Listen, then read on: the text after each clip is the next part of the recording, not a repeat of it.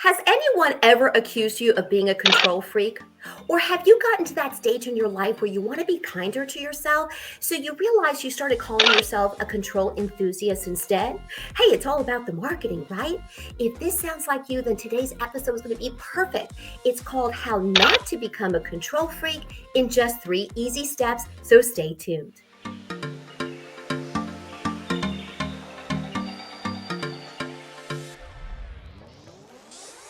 If you're new to my channel, I'm Dr. Dawn, CEO and founder of Dr. Dawn Shop Talk, and I specialize in helping career women get more joy from their work, get recognized for their contribution, so they can live their lives with more passion and purpose. If tips like these sound like you, then be sure to give our video a thumbs up and subscribe to our channel. I drop a new episode each and every Monday, so you can start your work week off on the right foot.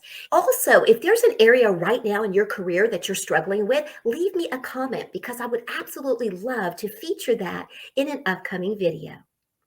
All right, let's get to it. Step number 1, control the effort, not the outcome. Now, you guys, I've talked about that in other episodes. I'll be sure to include that here and in the description box.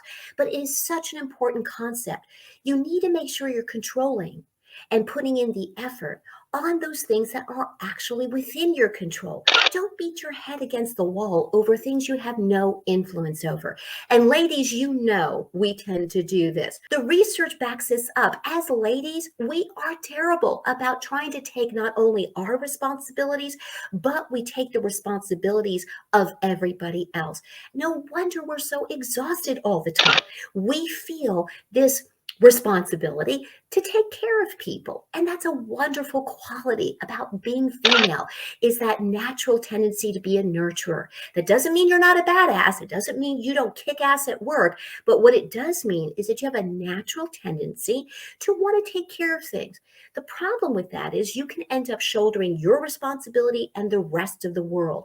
You definitely don't want to do that. Not only is it going to end up spreading you way too thin, where your patience is going to be at the breaking point. You'll probably bite the head off of your loved ones, right? But also, it allows you to be more empowered when you let go of that control. In other words, if you really focus on what is your responsibility and not the responsibility of others, you guys, it's going to increase your energy, your enthusiasm. You're going to feel this weight lifted literally off your shoulders because you're going to give it 150% on those things you can control. Now, for my career moms out there, a special message to you.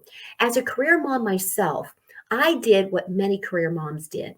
I would feel so guilty about the hours I couldn't spend with my daughter that I would tend to overcompensate, not meaning to, because again, I still have that tendency to want to shoulder that responsibility and take care of her. So it's great if I'm taking care of her as a mom, but if I'm trying to control all the results of what happens to her, then I'm really taking away the opportunity for her to go on her own path, to take her own journey. Now, my daughter is 22 now, and I've got some wonderful episodes with her. She's in the Air Force serving our country. I'm so proud of her. And I have some episodes where we talk about the importance of raising strong daughters. So if you want to tune into those, I'll be sure to include those here and in the description box. But the overall message is, now that she's 22, she has looked back on these kinds of things and has told me that she's learned her best lessons actually from making mistakes.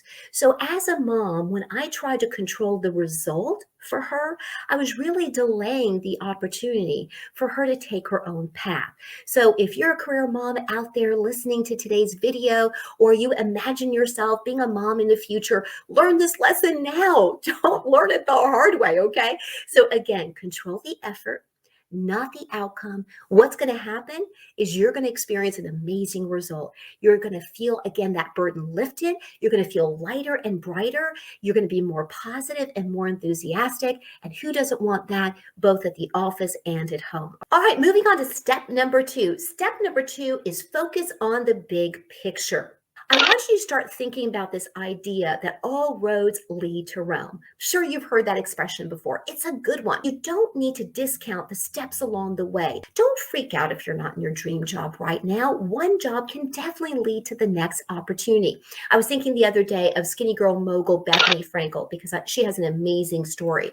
But one of the things I remember her saying in an interview is that she had actually worked part-time as a bartender. Well, think about that.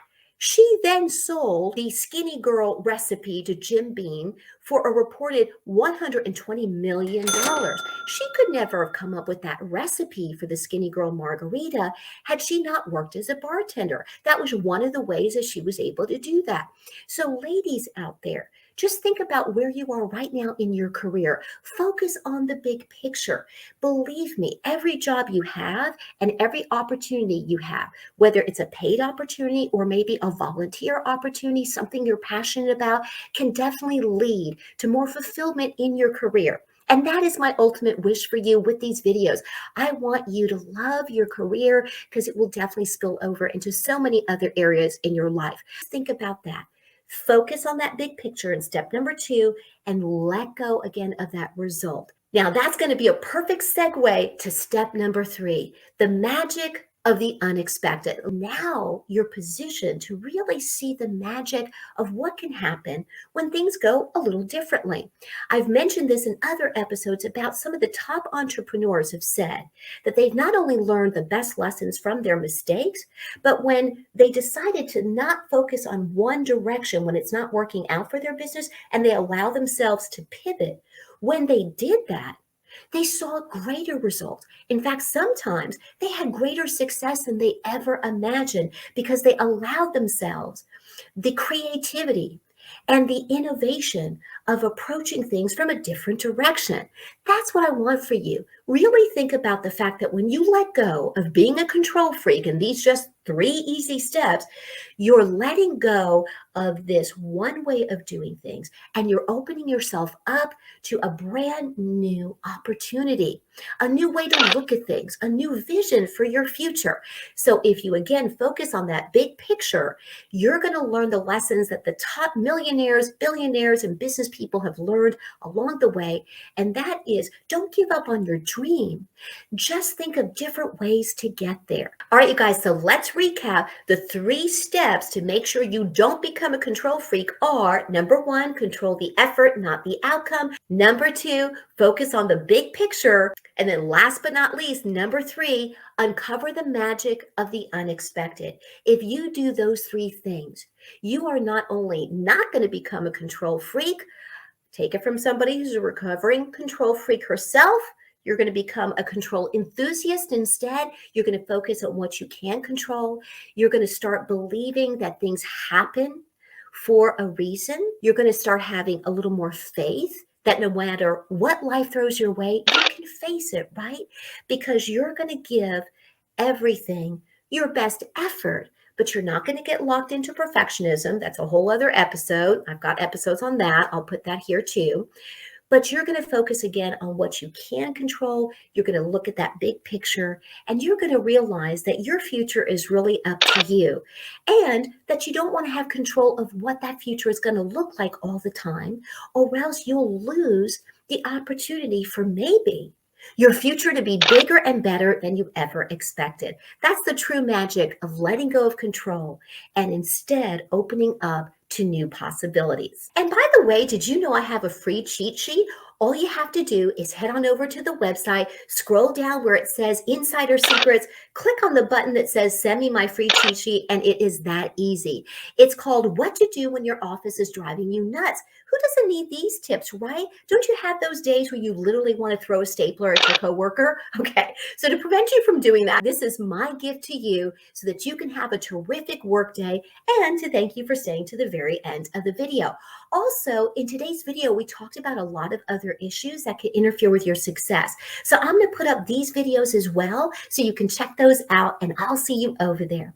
No matter what, ladies, just don't forget, you don't have to take this journey alone. I would love to help you. Have a great day and see you soon.